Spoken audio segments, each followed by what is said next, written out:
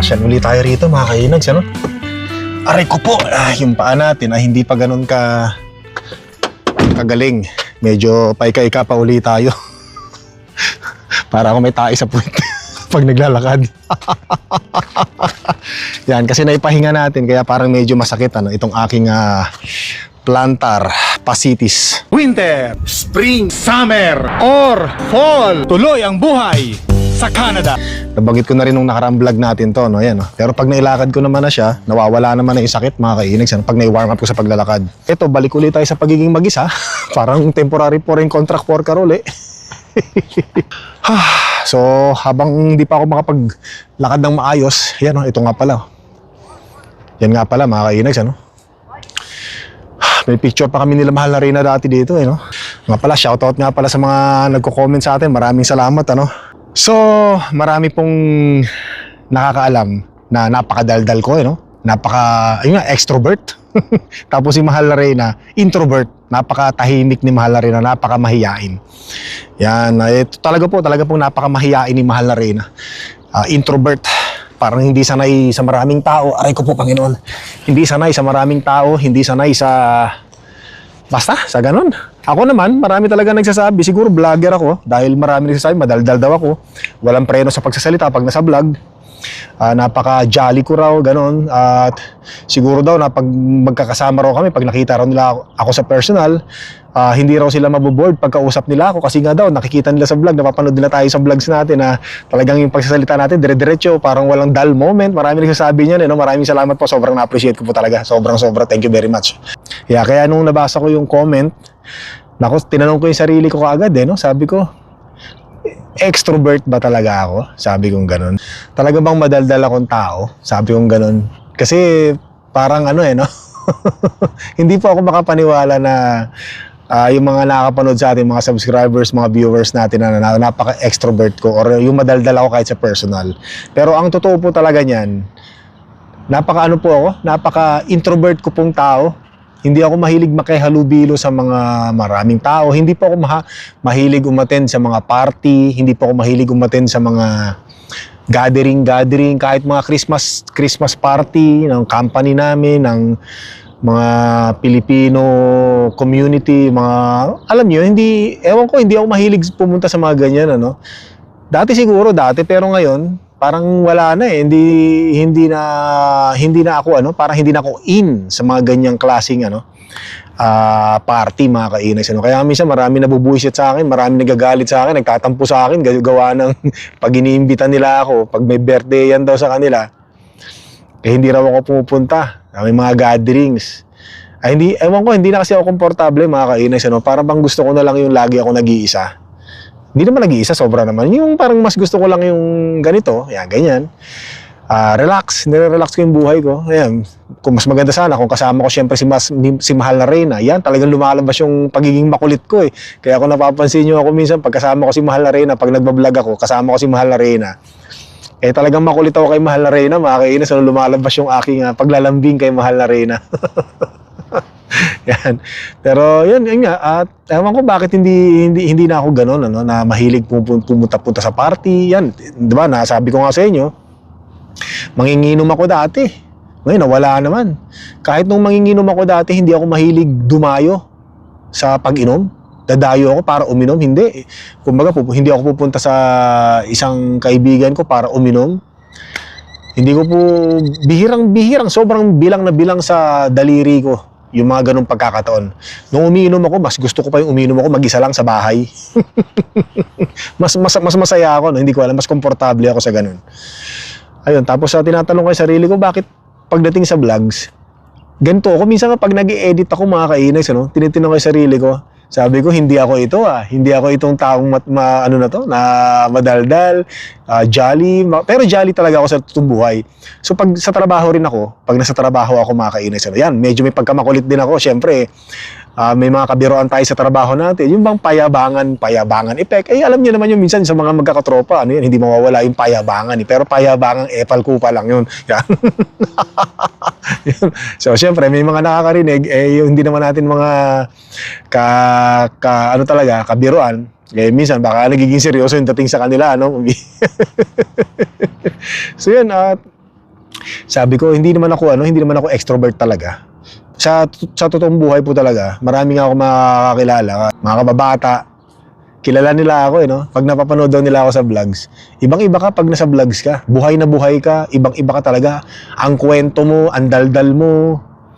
Pero pag after mo ng camera, after ng vlog mo, yung naka-off ka na yung camera mo, hindi ikaw yung nakikita ko sa TV, Inags, hindi ikaw yung nakikita ko sa cellphone na nagbablog Sabi niya, ibang-iba ka. Ibang-iba ka, tahimik ka, parang hindi ka nga namin kasama no?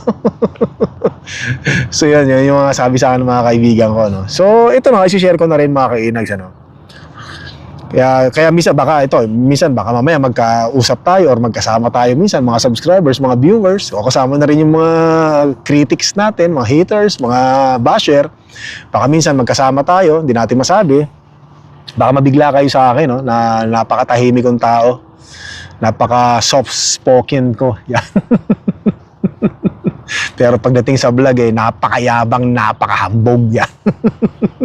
Hindi, pero sa totoong buhay, totoo naman talaga hambog tayo mga ka-Inags. Ako lang pala hambog ako. Especially dun sa mga kakilala ko, sa mga kabiruan ko. Especially sa mga kasamahan ko sa trabahong kabiruan ko yan. May pagkahambog talaga tayo kasi alam ko naman na masasakyan nila yung pagiging hambog ko. Pero syempre hindi naman lahat mapipilis natin Yan. Pero talagang I'm a quiet person. Yeah. Alam ko hindi kayo naniniwala. So kasi mga ka-Inags sa pagbablog kasi, eto na, dito na papasok talaga yung story natin. Sa pagbablog kasi ina-apply ko dyan yung yung mga napapanood ko na ayaw ko. Halimbawa, meron akong pinapanood na isang YouTuber o isang pelikula na hindi ko gusto kasi parang medyo boring ang dating. Ina-apply ko siya sa vlogs ko, ina-apply ko siya sa sarili ko. Kasi ayoko ng ganun. Tapos lahat ng mga hindi ko gusto sa isang content or sa isang pelikula, hindi ko siya ginagawa sa vlogs ko. So syempre, pag nag-i-edit ako, ay hindi ito, wag to. Kasi medyo dull moment, mga patay ang story na to. Parang mga ganun. Pero syempre, hindi naman lahat ng pinipili kong content ay okay sa lahat ng mga nanonood. So kumbaga sa akin, bilang isang content creator, pasok na yun Pasok na yun. Tapos ang gusto ko dapat madaldal ako, maligalig. Alam niyo yun, maligalig yung parang buhay na buhay. Kasi gusto kong gusto kong makita yung pagiging masigla sa vlog, Kasi syempre pag may mga nakapanood sa vlogs natin na masigla ako, maligalig, para bang yung attention, makakakuha ako ng attention, mga ka-Inags, Makakakuha ako ng attention na talaga namang yung bang gusto ko pag nakita nila ako sa unang panood nila sa akin, nandun ka agad yung click. Ayoko sayangin yung mga pagkakataon yun na mga ganun. Yung buhay na buhay, pambihira naman. So kaya ganun ako, kaya maingay ako sa vlog, maligalig, masigasig. Kasi gusto ko yung mga unang makakapanood sa akin, hindi sila ma-bored. Hindi sila matawag nito, yung maumay, parang ganun. Although syempre hindi ko naman sinasabing perfect yung vlog ko, mga ka-Inags, Hindi ko naman sinasabing perfect akong vlogger, hindi. Syempre minsan pamali-mali din naman ako So may mga nagtatanong kung meron ba akong vlogs na pinagsisihan ko na in-upload. Sabi ko, so far, wala naman akong pinagsisisihan. Nagugulat pa nga yung mga kasama ko minsan. Halimbawa, nag-uusap-usap kami. Minsan, tahimik lang ako, nakikinig lang ako sa kanila.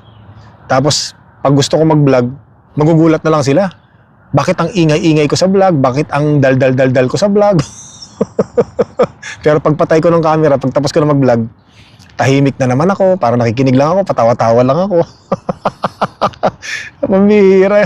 Sabi nila, ano ba nangyari sa'yo? Bakit ang ingay-ingay mo sa vlog mo, tapos ang dal-dal-dal-dal mo sa vlog mo, pagkatapos mo namang patayin yung camera mo? Wala na, tahimik ka na.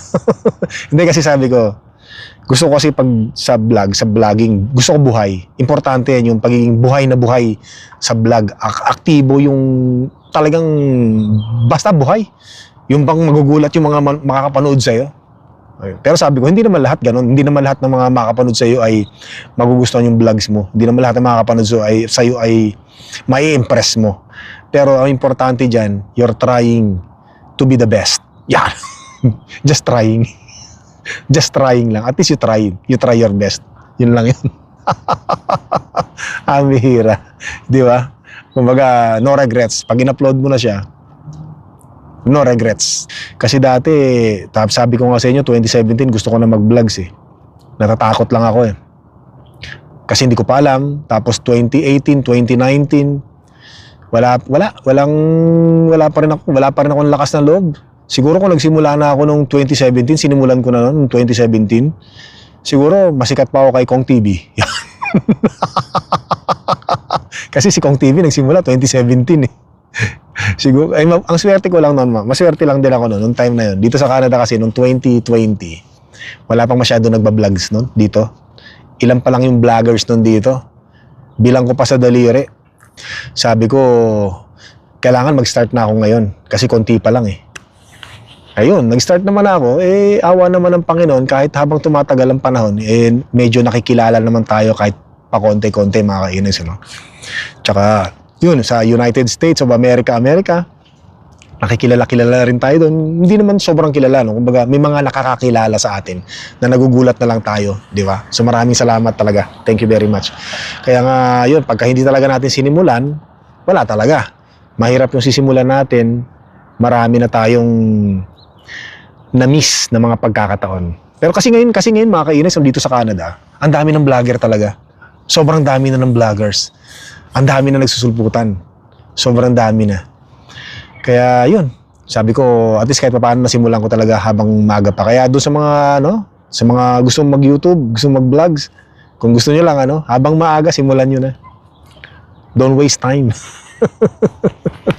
Kasi sayang. Yun, pinangarap ko yan, sabi ko, gusto kong maging vlogger talaga. Ayun na, nasimulan na. Hindi ko nakikwento sa inyo kasi nagkwento ko na sa inyo eh. Tsaka hindi ko talaga makakalimutan na naging na-experience ko makakainis bilang isang vlogger.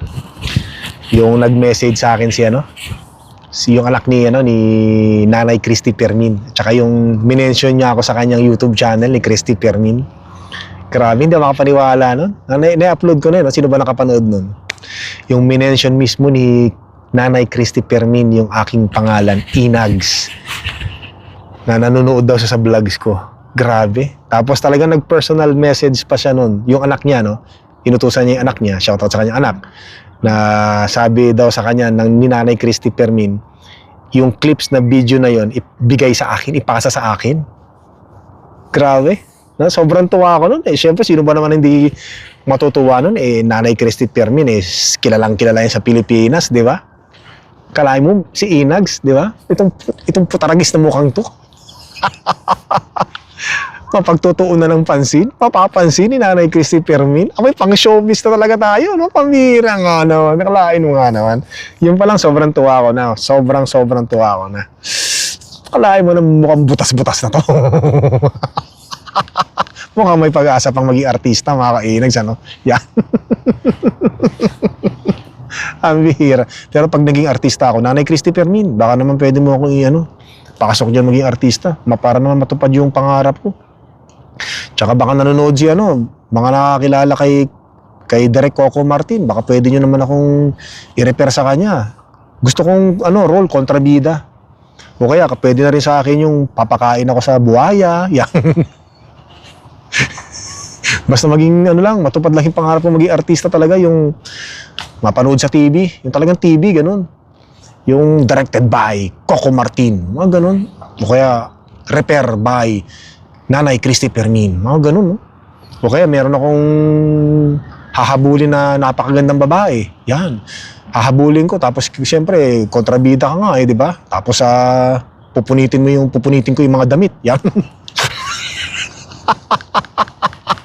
Ang bihira, wala pa nga masama na agad yung iniisip.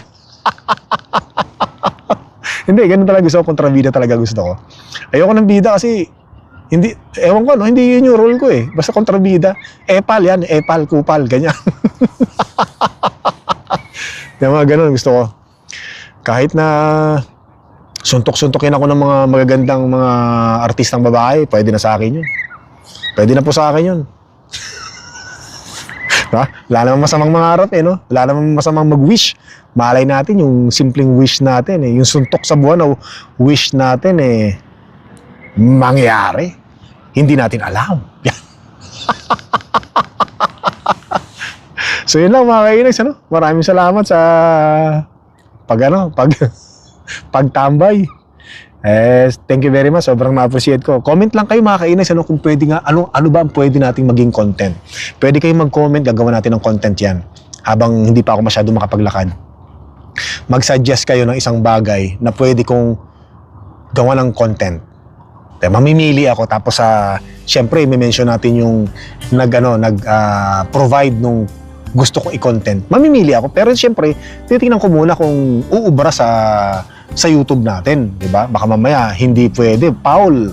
O 'di ba? Yung maayos. Yan. So sige, abangan ko lang yung content na gusto nyong gawin natin. Gagawin natin yan mga kainis. So hanggang dito lang yung vlog ko. Don't forget to subscribe, click the like button, leave your message po. Maraming salamat. Hanggang sa muli po.